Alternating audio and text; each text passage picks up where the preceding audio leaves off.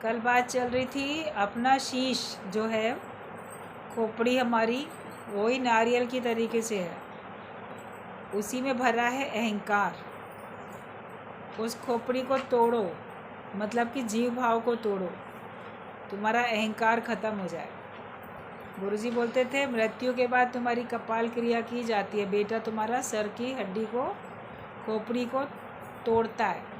एक प्रतीक होता है, उसमें कोई लोहे की बड़ी रॉड या डंडा कोई ऐसे मारा जाता है कि हमने इसकी खोपड़ी को तोड़ दिया, क्रैक कर दिया उसको।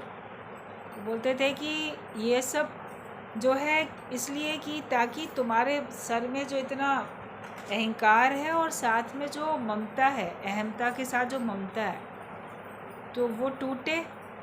कि देखो तुम्हारा ही पुत्र और तुम्हारे सर को डंडा लगा रहा है, तोड़ रहा है, उसी के हाथों से ही हो रहा है, ताकि हमारी जो ममता है इस जन्म में जिनके प्रति वो ख़त्म हो जाए और फिर अपनी नई यात्रा पे जीव जो है वो आगे चल पाए। बोले प्रतीक है इस बात का।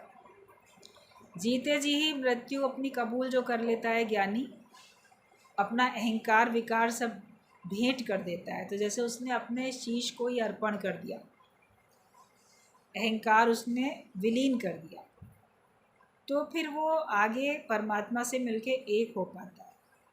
वरना मैं ही खुद पर्दा बना था, ये मुझे मालूम ना था। हमारी मैं, हमारा अहंकार यही पर्दा बना हुआ था, वो हमको मालूम नहीं था।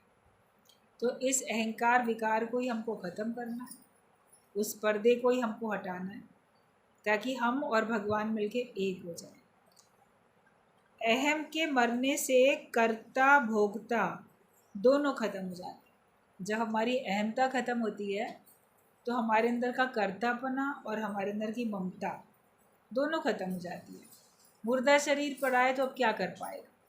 जब तक शरीर था मैं करता हूँ, मैं करता हूँ, मैंने किया, मैं कर सकता हूँ, मैं ही करूँगा, कोई और नहीं कर सकेगा। लेकिन जिस वक्त जीव अपने मुर्दा शरीर को देखता है तो बोलता है देखो मैं कुछ भी नहीं कर सकता, वापस अपने शरीर में भी नहीं जा सकता, कुछ कर ही नहीं सकता। तो हमारा कर्तापना उस समय ख़त्म हो जाता है और ममता भी ख़त्म हो जाती है कि इन सब के साथ किसके प्रति कितनी ममता रखें। ये सब संगी साथी हैं ही नहीं, भगवान ही संगी साथी है। तो जो मृत्यु के बाद में महसूस करते हो, वो मृत्यु से पहले जीवित अवस्था में गुरु महसूस करा देता है। हमारी जीते जी सबसे ममता निकल जाती है और कर्तापना निकल जाता है। ना अहम करता, मैं करने वाला भी नहीं हूँ और मेरा कुछ है नहीं, इदम न मम, कुछ मेरा नहीं है, ये सब मेरा कुछ भी नहीं है। जब ये हमारा वैराग्य पक्का होता है तभी तो ज्ञान पक्का होता है। वैराग्य नींव है, ज्ञान उसकी शानदार सुंदर सी बिल्डिंग है। तो बड़ा अच्छा सुंदर महल बनाना, वो उसकी नींव भी तो उतनी मजबूत होगी। तो ज्ञान को जितना हम सुंदर अच्छा जीवन में उसको उतारेंगे तो उसकी नींव भी तो मजबूत होनी चाहिए वैराग्य से। तो जो अहमता को ख़त्म कर देता है कि मैं कुछ भी नहीं, तो ऑटोमेटिकली उसका कर्तापना और भोक्तापना दोनों ख़त्म हो जाते हैं, क्योंकि मैं हूँ तो मेरा है और मैं हूँ तो मुझे करना है। इस अपने अहम भाव को ही हमको गुम करने के लिए पुरुषार्थ करना है और निश्चय पक्का करना है। जो तत्व को ज्यों का त्यों जान लेता है वो निरभिमानी हो जाता है। जिसने भगवान को जाना और तत्व को जान लिया ज्यों का त्यों, तो वो फिर निरभिमानी हो जाता है। जब तक कोई तत्व को नहीं समझ पाता तब तक उसके अंदर अभिमान रहता है। कहते गृहस्थी को गृहस्थ का अभिमान है, सन्यासी को सन्यास का अभिमान है, ज्ञानी को ज्ञान का अभिमान है, योगी को योग का अभिमान है। लेकिन एक तत्वदर्शी निरभिमानी होता है, जिसने वास्तव में तत्व को जाना कि सब जगह एक ही चीज़ तो है, मैं ही तो हूँ। तो फिर किसके सामने अहंकार करेगा? किसी दूसरे के सामने तो व्यक्ति अभिमान करता है, अपने से क्या अभिमान करेगा अपने आगे? तो जो तत्व को जानता है कि जो तू है सो मैं हूँ, सब तरफ मैं ही मैं हूँ, तो फिर उसका अभिमान ख़त्म होता है। गुरु हमारी तत्व के ऊपर नज़र डालता है कि बना किस चीज़ से, किस चीज़ से कौन क्या चीज़ बनी है। एक उसी सत्ता से सब बने हैं, और वो और मैं अलग अलग नहीं है। पानी है बाल्टी में और उसमें बुलबुले दिखते हैं, नदी में तालाब में बुलबुले दिखते हैं, लहरें दिखती हैं, मगर वो कितनी देर की है? बुलबुले ख़त्म, लहर भी मान लो ख़त्म। तालाब में आपने कोई पत्थर डाला, बड़ी लहरें पूरी उसमें से एकदम उठने लग जाती हैं, थोड़ी देर में वापस शांत हो जाती हैं। पानी से ही उत्पन्न हुई और पानी में ही वो समा गई। प्रभु से हम उत्पन्न हुए, प्रभु में समा गए। तत्व से हम एक ही हैं, तो फिर अहंकार किस बात का करेंगे? इसलिए तत्वदर्शी बनो, उसको देखने वाले बनो, तो निरभिमानी बन जाओ। प्रकृति तुम्हें हर समय सावधान करती है, ज्ञान पल पल पर सुजाग करता रहता है। सारी प्रकृति भी सावधान करती रहती है। अहंकार नहीं करो, ज्ञान तुम्हें सावधान करता रहता है, अहंकार नहीं करो। लेकिन हम सुनते नहीं, जो भीतर वाला ज्ञान की आवाज़ उठाता है उसकी नहीं सुनते।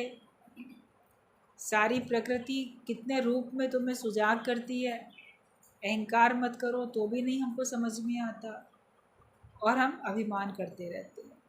मत कर तू अभिमान रे बंदे, झूठी तेरी शान। ये शान झूठी है, इसलिए अभिमान से बचो। अभिमान से बचे तो हर बात से बच जाते हैं। मन का स्वभाव है, जहाँ जहाँ सुख मिलता है वहाँ जाता है, और जहाँ मरना पड़ता है वहाँ नहीं जाता है। अच्छा हो कि तुम मन को मोड़कर फिर आत्मा में लगाओ। अपने मन को मोड़ते जाओ फिर आत्मा में लगाओ, यही अच्छी बात है। वरना मन का स्वभाव है, जहाँ सुख मिलेगा, आवभगत होगी, कुछ प्राप्ति होगी, वहाँ मन जाना चाहेगा बार बार। और जहाँ पे सुख नहीं मिलेगा, कोई आवभगत नहीं होगी, कुछ प्राप्ति की भी उम्मीद नहीं है, तो लगेगा हम अपना समय निकाल के क्यों जाएं, हमें क्या मिलेगा। तो मनुष्य जाना ही नहीं चाहता कहीं पर। जहाँ उसका स्वार्थ सिद्ध होता है वहीं जाता है, निस्वार्थ होके जीता ही नहीं। ये मनुष्य का एक स्वभाव बन गया, मन का स्वभाव बन गया। लेकिन गुरु हमारे मन के स्वभाव को चेंज कर देता है। भगवत भाव से हमारा स्वभाव चेंज हो जाता है। ज्ञानी के और अज्ञानी के स्वभाव में कितना अंतर है।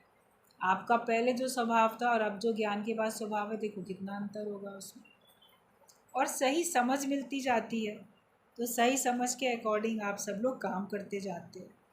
तो मन के स्वभाव में नहीं जाओ, तुम अपने आत्मा के स्वभाव में रहो, अपने सच्चे भगवत भाव में तुम रहो।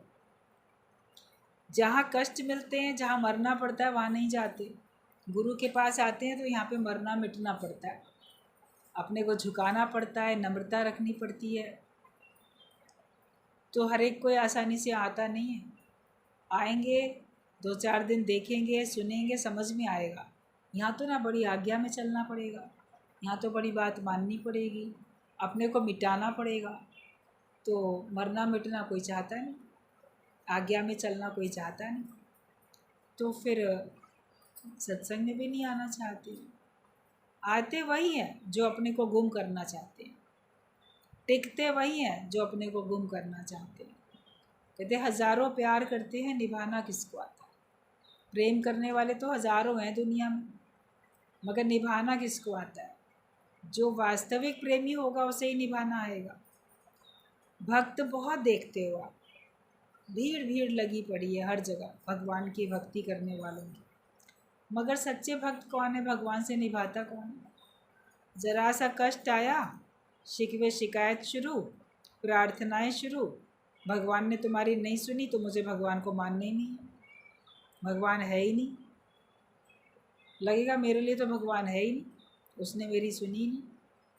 अब भगवान अगर आप सब लोगों की सुनता रहे तो अपना न्याय कब करेगा, कर्म का फल हिसाब किताब कब देगा। कहते हैं जितनी चाबी भरी राम ने उतना नाचे खिलौना। तो फिर भगवान तुम्हारे कहने से क्या सारे सृष्टि को अमर कर दे क्या।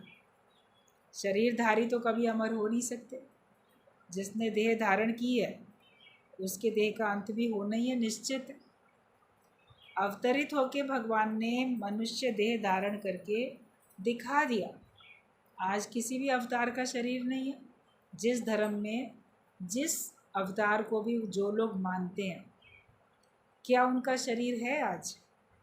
उनका शरीर भी जन्म लेता हुआ दिखा था, उनका शरीर का भी अंत हो गया, लेकिन तत्व से वो आज हैं, सदा रहेंगे। वो सबको शिक्षा दे के गए, अपना आदर्श दिखा के गए, तो उनके आदर्श पे सबको चलना है। तो हम अपने मन को मोड़ें और आत्मा में लगना। जब तुम्हें अधिक जानकारी आ जाती है तो तुम अपनी सीखने की खिड़की बंद कर देते हो, लेकिन ऐसा नहीं करना। हमेशा सीखने की खिड़की को खुला रखो। कोई तुमको कुछ सिखाना चाहता है, बोलेंगे हमें तो आता है, हमको पहले से ये सब आता है। अभी आप सत्संग की बात किसी को सुनाओ, अरे हमें ये बातें आती हैं पहले से, तो वो ज्ञान सीखना ही नहीं चाहते, सुनना ही नहीं चाहते। अगर उनको वो सब बातें आती हैं तो उसको अपने जीवन में उतारते क्यों नहीं? आता है तो उसको प्रैक्टिकली होता हुआ दिखे ना। मतलब आता है तो तुम उसके ऊपर चलते क्यों नहीं? अगर तुमको ये बात मालूम है तो उससे विपरीत क्यों चल रहे हो? अगर ये बात आप उनसे पलट के पूछोगे तो वो एकदम चुप हो जाएंगे, तो बोलेंगे आता है मगर ये बातें हमारे लिए नहीं है। अभी क्यों नहीं है तुम्हारे लिए? कौन से शास्त्र में लिखा है कि उस उम्र के बाद ही ज्ञान सुनना? कौन से शास्त्र में लिखा है? पहले पहले ही ज्ञान सुनना है। जब गुरुकुल में बच्चा शिक्षा लेने जाता है तभी से ज्ञान सुनना है। ज्ञान सुनने के बाद, ज्ञान को सीखने के बाद ही व्यवहार में जाना है, गृहस्थ में जाना ही बाद में है। पहले ज्ञान पक्का करो, बाद में गृहस्थ में जाना है। सब बोलेंगे नहीं बुढ़ापे में सीखना है ज्ञान, तो तब सुनेंगे। किसी शास्त्र में नहीं लिखा कि तुम बुढ़ापे में ज्ञान सुनो। ओल्ड एज आने पे वानप्रस्थी हो जाओ, 50 साल की उम्र हो जाए तो वानप्रस्थ में चले जाओ, फिर सन्यास में चले जाओ, वो लिखा है। सत्संग सुनने की मना थोड़ी लिखी है। अगर पहले से ज्ञान नहीं होगा, सत्संग नहीं सुना होगा, तो जीवन में व्यवहार करोगे कैसे? गलत करोगे ना, अच्छा काम कैसे कर पाओगे? तो ज्ञान तो शुरू से ही सुनना होता है, लेकिन लोग अपने को नम्रता में नहीं रखना चाहते, अपने को मिटाना नहीं चाहते।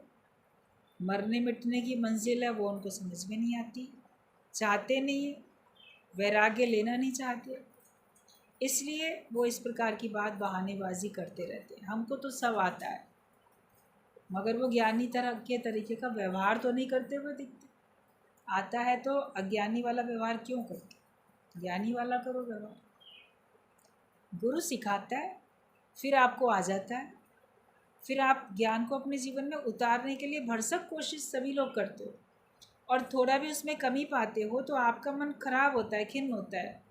मेरा क्रोध अभी तक क्यों नहीं ख़त्म हो रहा है पूरा, मेरे विकार क्यों नहीं ख़त्म हो रहे हैं अभी तक? जो भी आपके अंदर के विकार हैं उनको आप अपने अंदर से दूर करने की कोशिश भी तो करते हो। और बाकी गुरु तो हमको युक्तियाँ देता है, संसार में रहो तो कैसे रहो, कैसे आपको निभा करना है, कैसे आपको जीवन जीना है, वो जीवन जीने की कला गुरु हमको बताता है। आर्ट ऑफ लिविंग है सत्संग। आर्ट ऑफ लिविंग भी है, आर्ट ऑफ लिविंग भी है। छोड़ने का, त्याग का भी ज्ञान है, लेकिन जीने का भी ज्ञान है। कैसे जीना है, कैसे मरना है, कैसे हमको त्याग करना है, कैसे हमको ग्रहण करना है, ये सब सही सही तरीका गुरु हमको बताता है। तो तुम हमेशा सीखते जाओ, ये नहीं बोलो ये तो मुझे आता है, वो तो मुझे आता है।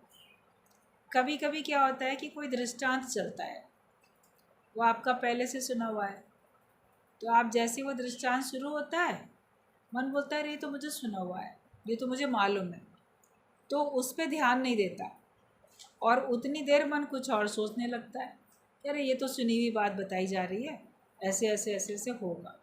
लेकिन सुने हुए को भी तो दोबारा सुनो। अभी तुमसे कहा जाए कि तुम वो दृष्टांत बताओ, तो तुम नहीं बता पाओगे, उस तरह से नहीं सुना पाओगे। कभी दृष्टांत में कुछ हेर फेर भी कर दी जाती है, कभी उसका सिद्धांत बदल के गुरु बताता है, भाई पिछली बार उसका सिद्धांत ये बताया था, अब की बार कुछ और बताया जा रहा है। पिछली बार इस ढंग से बताया था, अब की बार इस ढंग से बता रहे। हर बार ऐसे सुनो गुरु की वाणी को, उतने ही चाव से सुनो, उतने प्यार से सुनो जैसे पहली बार सुनी थी। जैसे वो उस दृष्टांत को पहली बार सुना था, बहुत ध्यान दे के सुना था, अब क्या होगा अब क्या होगा, उतने प्यार से तो सुनो ना। पॉइंट्स तो वही है, भजन भी वही है, दृष्टांत भी वही है, पॉइंट्स भी वही है, लेकिन आपको सुनने में कुछ ना कुछ हर बार नया सीखने को मिलेगा। जब जब आप ज्ञान सुनते हो, रोज़ सत्संग वही चलता है, ऐसी बात नहीं है कि कोई नया ज्ञान सुनाया जा रहा है, लेकिन फिर भी हर बार कोई नए तरीके से आपको कोई बात समझ में आ जाती है। लगता है कि हाँ, ये बात आज ही मैंने सुनी, या आज ही मेरी पक्की हुई, या आज मेरे अंदर बड़ी गहराई में ये पॉइंट गया। तो हर बार जो रोज़ सत्संग सुनो वो प्यार से सुनो और सीखने का भाव रखो कि कैसे दूसरे के समस्या का समाधान गुरु कर रहा है, किसी के प्रश्न का क्या उत्तर दिया और कैसे उसको उस उत्तर से संतुष्टि मिली, उसका समाधान हुआ। ये सब सीखना पड़ता है। संग में रह के आपको सीखने को मिलेगा, तो सीखने की खिड़की बंद नहीं करो। ऐसा कर दोगे तो आप आगे सीखने से वंचित रह जाओ, तो आपकी कीमत भी उतनी की उतनी रह जाएगी, आप नया सीख ही नहीं पाओगे। जहाँ तक आता है बस वहीं तक करोगे, और ज़्यादा मेहनत आप कर ही नहीं सकते। जो सच्चा ब्रह्म ज्ञानी है वो किसी के अवगुण नहीं देखता है। तुम्हें स्वयं ब्रह्म ज्ञानी होकर उसमें अपनी स्थिति बनानी है। दर्पण के सामने जो आता है वो उसी का मुख उसे दिखा देता है। सत्संग भी वही है, जो सामने आता है उसको उसी का स्वरूप दिखा देता है। वो किसी को जानबूझ के कुछ नहीं दिखाता, जो आएगा उसको बस उसी का रूप दिखाएगा दर्पण। तो सत्संग भी ऐसा दर्पण है, जो भी आता है वो उसको उसका स्वरूप दिखाता है। जो घर में बैठे हैं उनको थोड़ी ना उनका स्वरूप दिखेगा। आप दर्पण के सामने जाओ नहीं तो आपको अपना रूप कैसे दिखेगा। अपने घर में ही जहाँ आईना होता है वहीं तो उसके सामने खड़े होते हो, तब तो अपने आप को देख पाते हो, तब तो अपनी कंघी चोटी जूड़ा कुछ बना पाते हो। तैयारी अपनी तैयार होने के बाद वहाँ से उठ के आते हो तो आईने के सामने तो जाते ही हो ना सभी लोग, तभी तो वो आपको आपकी सूरत दिखाते हैं। तो सत्संग में आओगे तभी तो आपको आपके स्वरूप की पहचान होएगी। और कभी किसी की कमी नहीं देखो। दर्पण है वो आपको आपकी कमी भी दिखाएगा, आपकी अच्छाई भी दिखाएगा। दर्पण का काम है। तुम दर्पण बने क्या? तुमको किसी ने दर्पण माना? कहते गुरु जो है वो ही दर्पण है, वो अपनी वाणी से हमको हमारा स्वरूप दिखाता है। तो हम तो नहीं किसी के मास्टर हैं, कोई हमसे नहीं कह रहा कि तुम हमको सिखाओ, तो हम हर एक के अवगुण क्यों देखते? कमियां तो सब में हैं, आप में भी कोई कमी निकाल सकता है। आप दूसरे में कमी निकाल रहे हो, आप अपने को पूरा परफेक्ट जानो, मेरे अंदर तो कोई कमी है ही नहीं, लेकिन फिर देखोगे आपकी कमी भी किसी ने निकाल के बता दी। भगवान में से लोग कमी निकाल के बता देते हैं। आप बोलोगे भगवान तो पूर्ण है, भगवान में कोई कमी होती नहीं, लेकिन क्या संसार में भगवान की कमी निकालने वाले लोग नहीं हैं? जानते हो ना सब, ईश्वर ने ये गलत कर दिया, वहाँ वो गलत कर दिया, फलाने ने ये चीज़ गलत की, वो चीज़ गलत की। ये सब ऐसे अपना मन बोलता रहता है, दूसरे की कमी को देखने की आदत पड़ चुकी। आदत बुरी संभाल लो, बस हो गया बचन। ये बुरी आदत है, किसी की कमी देखना, अवगुण देखना, निंदा करना, ये बुरी आदत है। इसको संभालते चले जाओ। अगर आप सच्चे ब्रह्म ज्ञानी हो तो आप किसी के अवगुण देखोगे नहीं। प्रभु से कहते हैं प्रभु मोरे अवगुण चित्त न धरो, तो ब्रह्म ज्ञानी किसी के अवगुण चित्त में नहीं धरता। अगर उसकी आंखों को दिखती है किसी की कमी तो उसको दूर करता है। अगर किसी और को बताता भी है तो उसको सुजाग करने के लिए कि वो कमी तुम्हारे अंदर ना आए, तुम सावधानी से चलो, वरना तुम्हारे अंदर भी वो कमी आ सकती है। बाकी किसी की निंदा नहीं करता है सच्चा ब्रह्म ज्ञानी। दूसरे की भूल को माफ़ कर देना, पर अपनी भूलों पर कभी दया नहीं करना। दूसरे की गलतियां देखते हो और तीसरे से कहते रहते हो, लेकिन दूसरे की भूल को तो माफ़ करना सीखो, लेकिन अपनी भूलों को माफ़ नहीं करो। अपनी भूलों के लिए तो बोलो भगवान तुम मुझे दंड दो, तभी मैं सुधरूंगा। मेरे अंदर द्वेष क्यों है, द्वेष क्यों है, अहंकार क्यों है, विकार क्यों है, हम अपने अंदर देखें और उस कमी को जो है हम दूर करते चले जाएं। अपनी कमी हमको दूर करनी है। तो अपनी भूलों पे दया नहीं करो, अरे ये तो कमी छोटी सी है, दूर हो जाएगी, समय पे अपने आप ठीक हो जाएगा, ये तो मेरी आदत है, ये तो मेरा स्वभाव है, हट जाएगा समय से। उसके ऊपर टाल मटोल नहीं करो, उसके ऊपर अपने सख्ती से दृष्टि डाल के उसको दूर करो कि ये कमी आज अगर मैंने नहीं निकाली तो कल ये मेरे लिए घातक हो जाएगी। समय से अपने अंदर की सारी गलतियों को निकालते चले जाओ। सत्संग का किला हर समय तुम्हें घेरे रहना चाहिए, तभी तुम्हारी ममता आसक्ति पूरी तरह से कटती है, तभी धीरे धीरे तुम भी ब्रह्म ज्ञान की स्थिति में आ जाओ। आपके सत्संग का किला, सत्संग का घेरा हर समय होना चाहिए, हर वक्त। रोज़ का सत्संग सुनना हमारे लिए अति आवश्यक है, और सत्संग के दायरे में रहना बहुत ज़रूरी है। सुनने को तो टीवी में सुन लोगे, मोबाइल में सुन लोगे, कहीं भी सुन लोगे, लेकिन इस दायरे में रहना भी तो ज़रूरी है। आप मैं मेरे के घेरे में अगर हो तो फिर ज्ञान कितना भी सुन रहे हो किसी भी माध्यम से, उसका प्रभाव कम होता जाता है।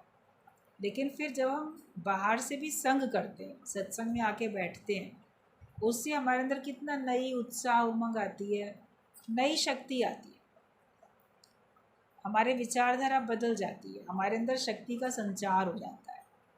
तो हमें सत्संग के घेरे में भी रहना बहुत ज़रूरी है। चारों तरफ से मुझे सत्संग सुनने वाले लोगों के घेरे में रहना है, क्योंकि वो अगर ऐसे होंगे तो हमारे अंदर के अज्ञान को दूर होने में आसानी है। एक अकेला दीपक जल रहा है तो चिराग तले अंधेरा होता है, उसके बिल्कुल नीचे गोल घेरा चिराग देखोगे उसमें अंधेरा है, और पूरे कमरे में तो रोशनी है मगर उसके अपने नीचे थोड़ा अंधेरा है। लेकिन वहीं पर कोई दूसरा भी दिया लाके जलता हुआ रख दोगे तो दूसरे के प्रकाश से उसके नीचे का अंधेरा दूर हो जाता है। तुम्हारे प्रकाश से दूसरे का अज्ञान का अंधेरा दूर होगा, अगले के ज्ञान के प्रकाश से तुम्हारे अंदर के अज्ञान का अंधेरा दूर होगा। इसलिए अपने इर्द गिर्द घर में या पड़ोस में कोई ऐसा दायरा ज़रूर बनाना चाहिए जिसके साथ बैठ के तुम ज्ञान की चर्चा कर सको। जितना तुम्हें सत्संग से प्यार है दूसरे को भी हो जाए, ये मेहनत करो। जितना तुमको लगन लगी है दूसरे को भी लग जाए, जितना तुमको सत्संग अच्छा लगता है दूसरों को भी अच्छा लगने लगे, ऐसी मेहनत आपको करनी है अपने इर्द गिर्द अड़ोस पड़ोस में कहीं भी। और उसके साथ चर्चा करो ज्ञान की, कभी वो तुम्हारे घर आए कभी तुम उसके घर जाओ, सत्संग के दायरे को बढ़ाते चले जाओ। और बाकी तो गुरु के पास आना ही है, उसके पास तो बैठना ही है। सत्संग सुन के और अपने अंदर की जो भी बातें हैं वो बता के हम हल्के हो जाते हैं। रोज़ रोज़ कोई ना कोई बात आती रहती है, उसको दूर करने के लिए युक्तियाँ चाहिए, वो मिलकर ही पूरी होती हैं। घर बैठे वाणी तो सुनते हो, उससे बहुत समाधान होता है, बिना बोले भी समाधान होता है। लेकिन फिर भी जब हम बोलते हैं बताते हैं तो हमको अंदर में हल्कापन आ जाता है, जो भारीपन था वो ख़त्म हो जाता है, और साथ साथ हमको उत्साह उमंग आ जाता है। सर्व दुखों की निवृत्ति होती है और परम आनंद की प्राप्ति हो जाती है। जब आप सत्संग में आके बैठते हो, गुरु से बात करते हो, तो आप देखोगे आपको परम आनंद की प्राप्ति हो जाती है। घर बैठे वो आनंद थोड़ी ना मिलने वाला है। तो इसके लिए हमें सत्संग के घेरे में हमेशा रहना चाहिए, तभी तुम्हारे अंदर की ममता और आसक्ति, लिहाज, डर जो भी कुछ है वो तभी कटेगा पूरी तरह से, वरना नहीं कटेगा। और तुम भी धीरे धीरे ब्रह्म ज्ञान की स्थिति में आओगे। संग का असर ज़रूर होता है, जब संग करते हो गुरु का और सत्संग में आके बैठते हो तो उसका असर तो ज़रूर होता है।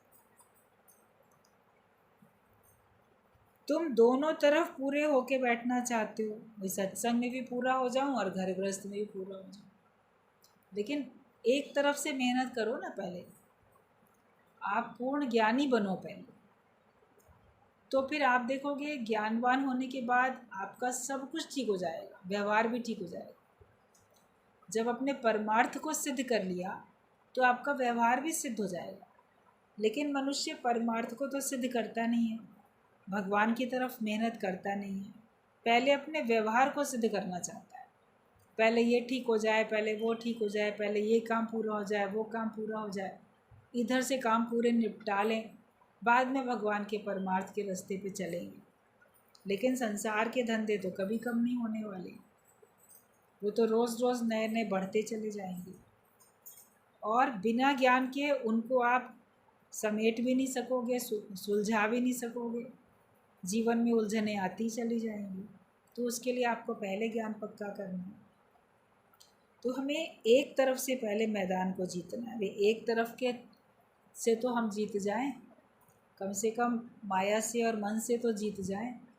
मन जीते जग जीत, जो अपने मन को जीत जाएगा तो सारे जगत को जीत पाएगा।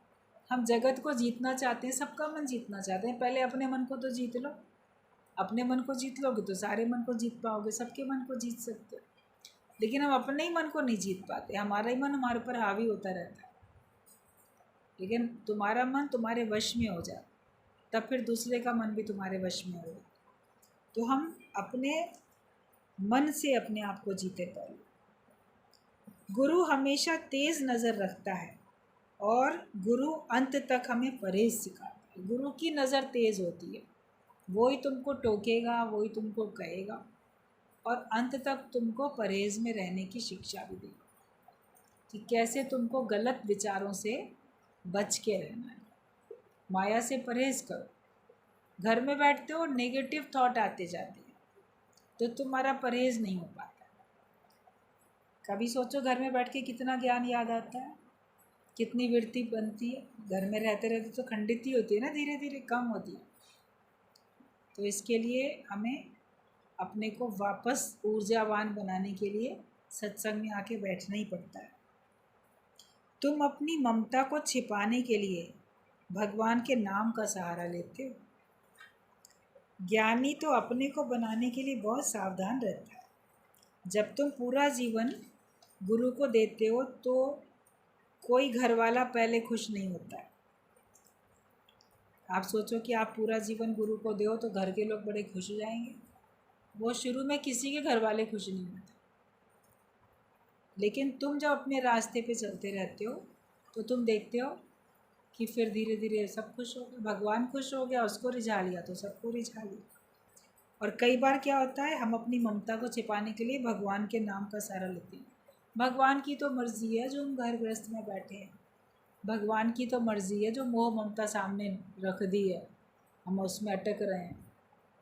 ये भी तो भगवान ने दिया ना, बाल बच्चे भी तो भगवान ने दिए, परिवार वाले तो भगवान ने दिए, मोह भी तो भगवान ने उत्पन्न किया है, इसीलिए मोह के अधीन हुए जा रहे हैं। तो हम अपने विकारों को छिपाने के लिए भगवान के ऊपर दोष दे देते। भगवान ने सामने कुछ चीज़ें रखी हैं जिनसे बचना है। ऐसे बोलो विष भी तो सामने रखा था, मैंने पी लिया, तो उससे तो बचोगे कि नहीं बचोगे। विषैला पदार्थ हो कोई, विष भी तो भगवान ने बनाया है, तो उससे तो बचाव करते हो। सांप को देखते ही डर के भागेंगे क्योंकि विषैला है, वो कहीं काट ना ले। सारे सांप विषैले होते भी नहीं हैं, सभी सांपों में विष नहीं होता है। कुछ प्रजातियां सांप की ऐसी होती हैं जिनमें विष है, ज़्यादातर सांप विषहीन होते हैं। लेकिन सांप का भय ही बहुत होता है, पहचान तो होती नहीं है किस सांप में विष है किस में नहीं है। आम जनता को तो नहीं पहचान होती, इसलिए प्रिकॉशनरी वो हर सांप से बचता डरता है, क्योंकि वो जानता है अगर इसे विष हुआ तो मैं मरूंगा। तो क्यों बचते हो, वो भी तो भगवान ने बनाया। इतनी तो अक्ल है हमको अपने प्राण बचाने के लिए किस किस से परहेज करना है। जगत वालों के जो ठग हैं उनसे हमको बचना है। तो फिर अपने अंदर के जो विकार हैं, विषय हैं, उनको नहीं पहचान पाते कि उनसे भी बचना है, वो हमारा नुकसान करेंगे। उनमें बोलते भगवान ने तो दिए, बाकी और चीज़ें भी तो भगवान ने दी हैं। अपने मतलब से अपनी ममता को, अपनी अज्ञानता को छिपाने के लिए हम ऊपर से भगवान का नाम दे देते।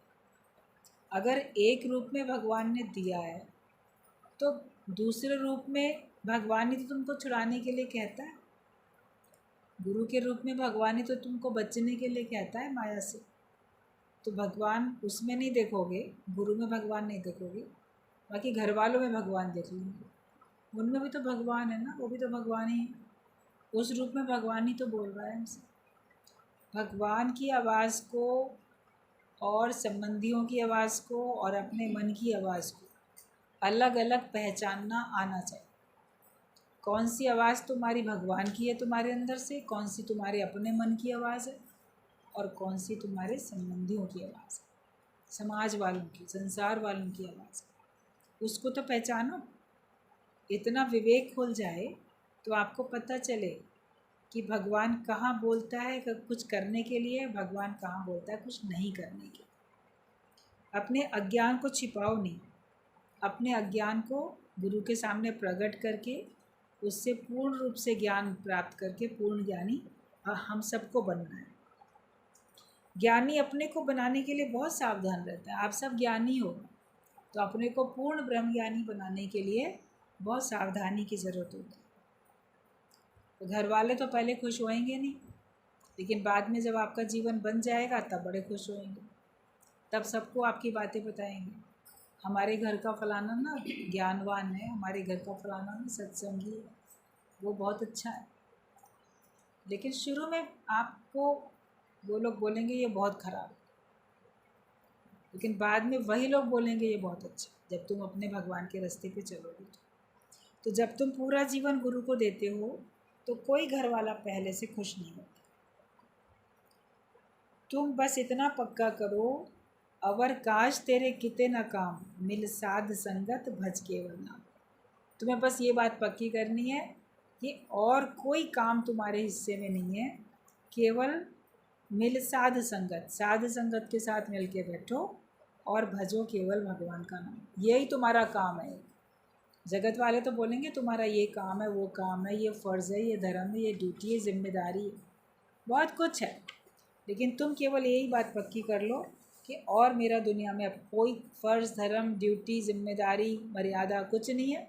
मेरा सिर्फ एक काम है कि इस मनुष्य जन्म पाके मुझे ज्ञान पक्का करना है, मुझे भगवान का नाम लेना है, भगवान का भजन करना है। आप जपे और नाम जपा, यही काम करना है। अपने को भी भगवान के भजन में रखना है, दूसरे को भी भगवान का नाम का सिमरन हमें कराते रहना। जितना तुम में साहस होगा उतनी तुम जंप लगा सकोगे। तुम्हारे अंदर जितना अंदर का साहस होगा उतना ही तुम निर्बंधन हो सकते हो, जैसे उतनी ऊंची तुम जंप लगा सकते हो। जो शेर छपवाने गया तो सुई का चुभना सहन नहीं कर सका, तो वो कैसे शेर छपाएगा? ये भी दृष्टांत है। एक आदमी था, गोदना गोदने वाले को देखा तो उसके मन में आया मेरी ना सिंह जाति है। जो कई बार नाम होते हैं ना, सिंह राशि है मेरी। राशियाँ होती हैं हर एक की नाम के हिसाब से। नाम का पहला अक्षर जब जिससे शुरू होता है वो किसी राशि के अंतर्गत आता है।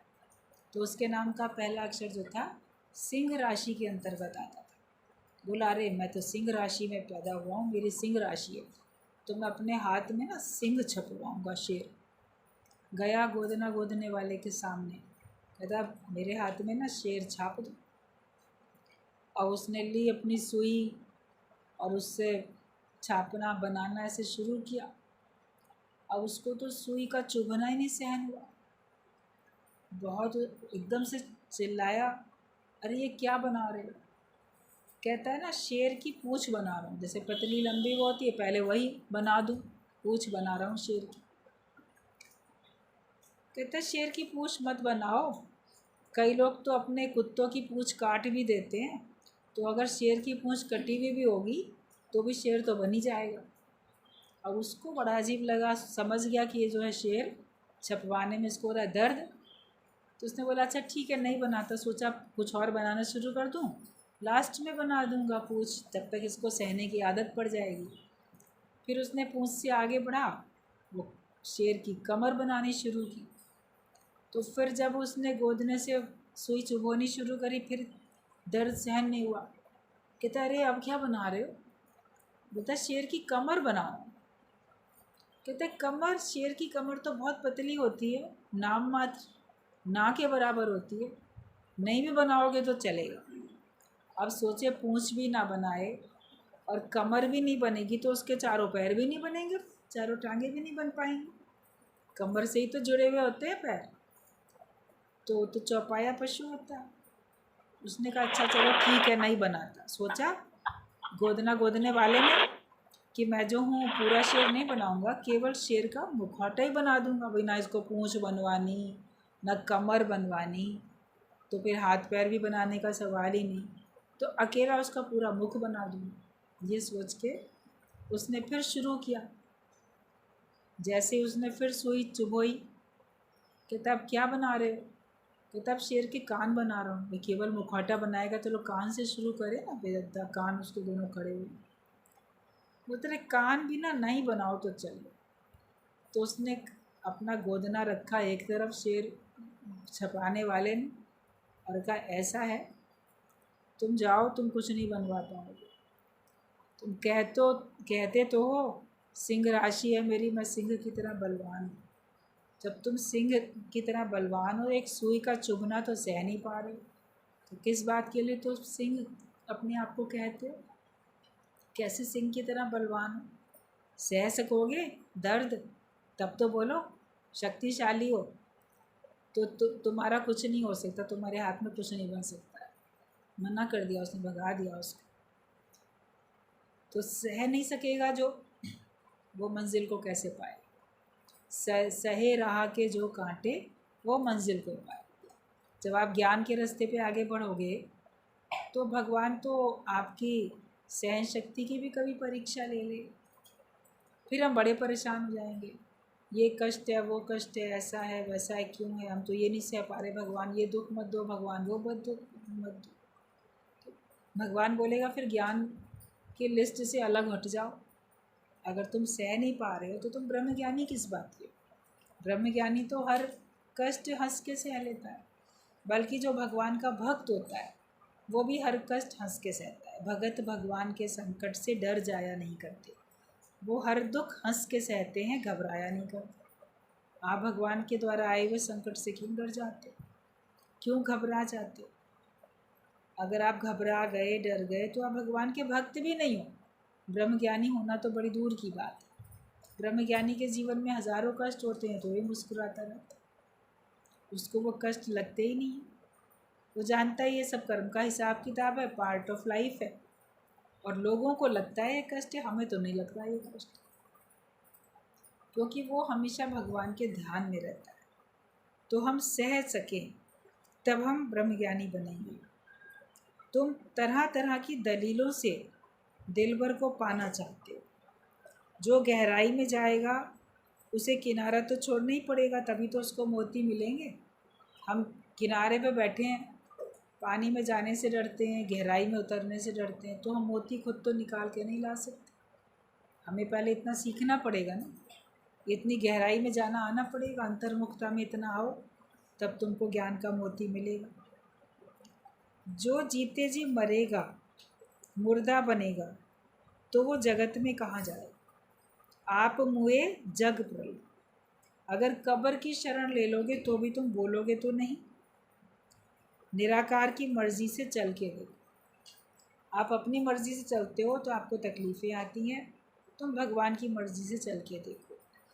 और अपने को जीवित ही मुर्दा बना के चलो, तो मुर्दे को मान अपमान कुछ असर करता ही नहीं है। मुर्दा बोलेगा मुझे गाली क्यों दी, मुझे डांटा क्यों, मेरा अपमान क्यों किया? या मुर्दा बड़ा खुश होएगा, मेरी बड़ी प्रशंसा हो रही है, बहुत मेरे पर फूल मालाएँ चढ़ाई जा रही हैं, खुश होने लगेगा क्या मुर्दा? उसका चेहरा देखो, वैसा का वैसे ही है। कोई इसको प्रणाम कर दे तो, माला वगैरह चढ़ा दे, फूल चढ़ा दे तो, ना चढ़ाए तो वो वैसा का वैसे ही, उसको फ़र्क नहीं पड़ता। तो कोई मान करे या अपमान करे, तुम्हें फ़र्क नहीं पड़ना चाहिए। तुमने जो अपना रास्ता चुना, ज्ञानी तो अपने रास्ते में रहता है और वो हमेशा अपने निश्चय में रहता है। किसी के कहने से तुम ऊपर नीचे थोड़ी हो जाओगे। तुमको अपना निश्चय होना चाहिए कि मैं तो ब्रह्म स्वरूप हूँ, मैं तो आत्मा हूँ, मुझे आत्मा में कोई बात है ही नहीं, जगत है ही नहीं, मुझे आत्मा में कोई बात टच करती ही नहीं है। तो फिर आप अपनी महिमा में रहो। कोई माने आपको ज्ञानी या ना माने आपको ज्ञानी, उससे क्या लेना देना। दूसरे की नज़र में आप ज्ञानी हो कि अज्ञानी हो, आप तो बोलोगे हम तो इतना ज्ञान सुनते हैं, हम ज्ञानी हैं, और फलाना बोलता है तुम सत्संग में जाते हो, सुनती हो, तो फिर तुम अधिकार क्यों ले रहे हो घर में? तो फिर ऐसे क्यों करो? ये कल परसों भी एक ने क्वेश्चन से बात की थी ना। अज्ञानता वाले लोग, अज्ञानी लोग सोचते हैं जो सत्संग में आया उसको बस कुछ बोलना ही नहीं है, उसको सबके इशारे की पे कठपुतली बन के चलना। वो अपना हिस्सा भी ना मांगे, वो कोई आवाज़ भी ना उठाए, वो कोई ऑब्जेक्शन भी ना करे, वो बोले भी ना कुछ। तो ये क्यों बोल रहा है? तो ये तो ज्ञानी नहीं है। तो ज्ञानी ऐसा मूर्ख नहीं होता है कि उसको पता नहीं है जीवन में जीने के लिए उसको क्या करना है। उसको ये मालूम है कि मुझे अपना रास्ता कैसे लेना है, उसको ये मालूम है मुझे अपना अधिकार कैसे लेना है, क्योंकि वो अपना कर्तव्य पूरा कर रहा है। जो अपने कर्तव्य को पूरा करता है तो वो अधिकार लेने का भी अधिकारी है। दुनिया में लोग अपना कर्तव्य पूरा नहीं करते मगर हिस्सा लेने के लिए पहले खड़े हो जाते। अधिकार लो तब जब पहले अपना कर्तव्य निभाओ। बेटे बहुएं अपना कर्तव्य नहीं निभाएंगे, बूढ़े माता पिता की सेवा नहीं करेंगे, लेकिन प्रॉपर्टी में हिस्सा दे दो हम अलग हुए जा रहे हैं। तो अधिकार तो वो लोग भी मांग रहे हैं जो कर्तव्य भी नहीं पूरा करते। तो ज्ञानी तो अपना कर्तव्य करता है, तो क्या उसको अधिकार नहीं अपना चाहिए होगा? अपने अधिकार के लिए बोलेगा तो क्या वो अज्ञानी सिद्ध हो जाएगा? उसको अपना अधिकार लेना भी आता है। ना वो मरे न ठागे जाए जिसके नाम बसे मन में।